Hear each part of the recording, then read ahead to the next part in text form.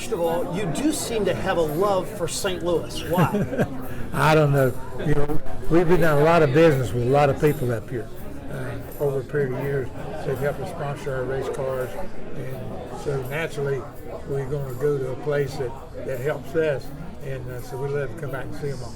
So what did you think of our first ever NASCAR race in St. Louis? I thought it was great. You know, it's one of them deals where we'd run truck series there and Infinity series, but eventually we finally got to the Cup series.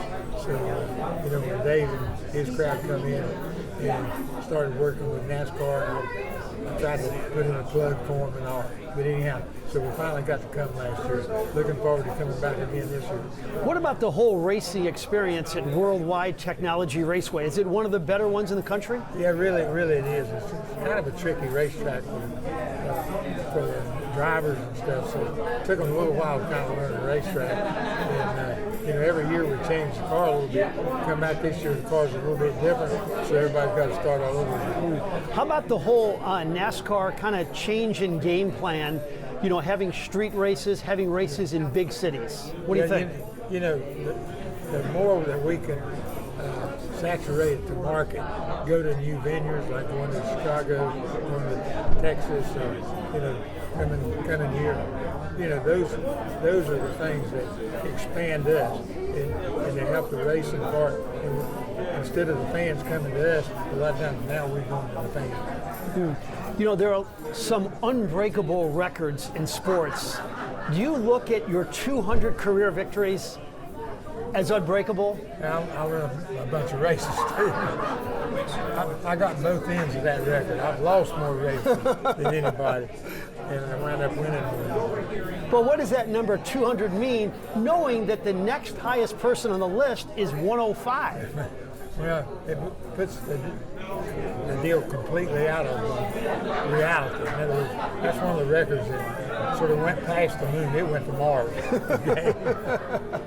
How did you account for you being in the car for 5 decades? Because a lot of people lose their hand-eye coordination. How did you do it for that long? Well, you know, I grew up around racing. My father started when I was 11, 12 years old, and instead of being a farmer, I became a race car driver. So when you got a little bit older, the farmer, you know, gets better equipment, he learns how to plant better.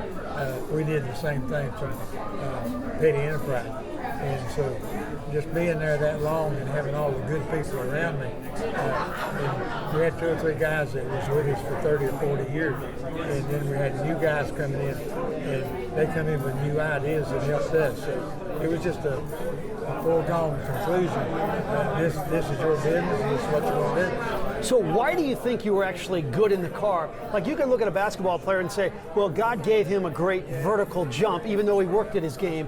Why do you think you were great? Well, the good Lord gave me a little talent, okay? But he put the right people around me. So I couldn't do anything. I can do nothing. It takes a lot of people to make it work. And so they pushed me, and then I pushed myself, and then I pushed them.